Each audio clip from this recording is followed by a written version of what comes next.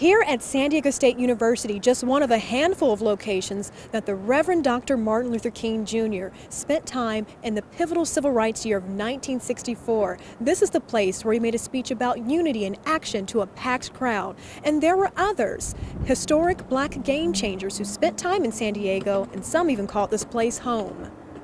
I feel that my job is in the civil rights struggle. To bring businesses into the neighborhood, to bring dollars back in. Just in San Diego for 11 hours, a 35-year-old Dr. Martin Luther King Jr. came to America's finest city to garner support for the Civil Rights Act. On his visit, he encountered protesters and spoke at San Diego State and Cal Western, now the site of Point Loma Nazarene University. I think we'll have great influence. The Negro vote is still the balance of power in your main urban areas. In 1984 in San Ysidro, we will give peace a chance. 42-year-old civil rights activist Reverend Jesse Jackson led a march to Mexico with thousands by his side in support of world peace and immigrants' rights. It's the first year Jackson made a go at running for president. Despite anti-protesters present, he had support from his Rainbow Coalition. We are all precious in God's sight.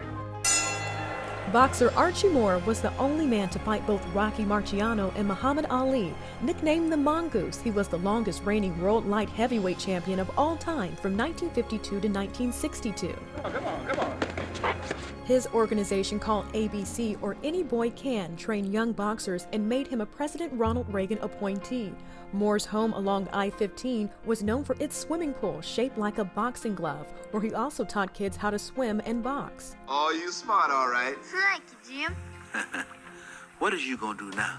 Archie Moore starred in movies like 1960's The Adventures of Huckleberry Finn and was given a key to the city of San Diego in 1965. Well, it feels like a spiritual day. Playing Amazing Grace, here's award-winning classical pianist Cecil Lytle in 1994. For over 34 years, Lytle was a UC San Diego provost and professor of music, keeping a piano in his office. There's a certain spark of creativity, wanting and trying to do something new all the time. Now, what do a city councilman, assistant police chief, and a judge have in common? They all were the first black people to ever hold those positions in San Diego.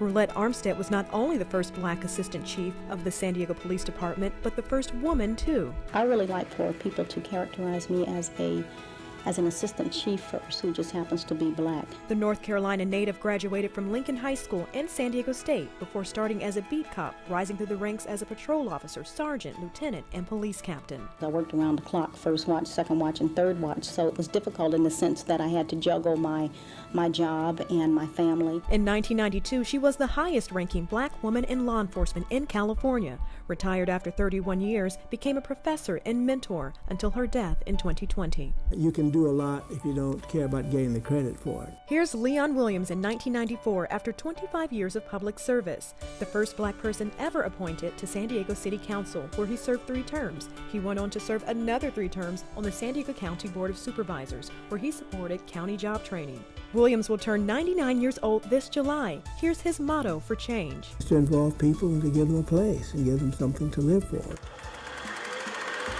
In black and white with no sound, we see history being made in 1964 as Earl B. Gilliam becomes the first black judge in San Diego County. Being sworn in as his wife and their 2 young sons watch the Logan Heights native shatter barriers all the way to the top, later becoming a federal judge. Heather Hope, News 8.